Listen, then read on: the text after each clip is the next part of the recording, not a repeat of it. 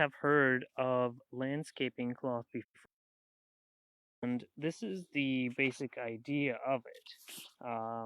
You may have seen it before. So it has two sides to it. There is a fuzzy side and a smooth side. And from what I've read, the fuzzy side goes down.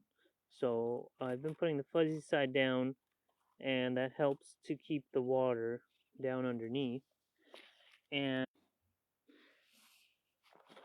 then uh, that you make for your plant, and you put your plant through it. And otherwise, it's a square. And what it does is it excludes all of the competition. Now, and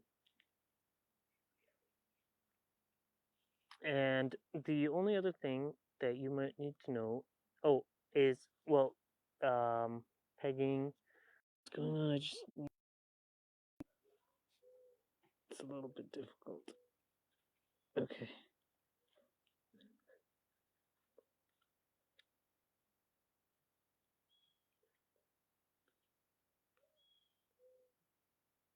There we go. Okay. So I managed to now can put a stick in it. Okay. So we've got the sticks, and there's another part to this, is that you want to make sure that the water drains into the hole that you made, because otherwise it'll just stay on top of this landscaping cloth.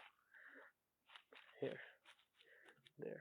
So it has kind of a bevel here, and so it should drain in there, but after another rainfall, you can double check how it will go. And it usually comes in a roll, such as this. So this is a roll of landscaping cloth, and I don't really know how much it costs because I got it when I arrived here, but I assume it probably doesn't cost very much. And it's a kind of a hard plastic that's very hard to rip, and so you definitely need scissors in order to cut out the squares for it. Now I'm going to show a different way of using it, a slightly different way, um, in conjunction with a raised bed. And this is a raised bed which I have made.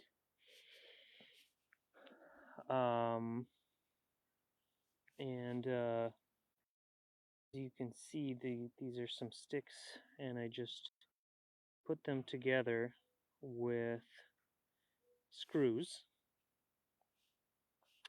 And I've used this landscaping cloth to cover it and to hold the dirt in place. So that's another use of landscaping cloth, is that sometimes it's used for holding dirt in place, especially in water areas, uh, so that it doesn't wash away. And that's so other than that, and another good reason for using landscaping cloth, so there's an alternative, such as using cardboard. Right, cardboard is a cheaper alternative, but it's not as long lasting, and you don't want to use landscaping cloth. I mean, you don't want to use cardboard for anything that is a leafy green. So, for instance, like lettuce or kale, because these they tend to attract slugs. I don't know. There's a snail under here already. I don't know if you can see it here. I'll get the snail for you. And there you go. See? It attracts snails and slugs when you have cardboard, but it does not attract snails and slugs when you use landscaping cloth. Here I'm using it because it's more permanent, and I'm also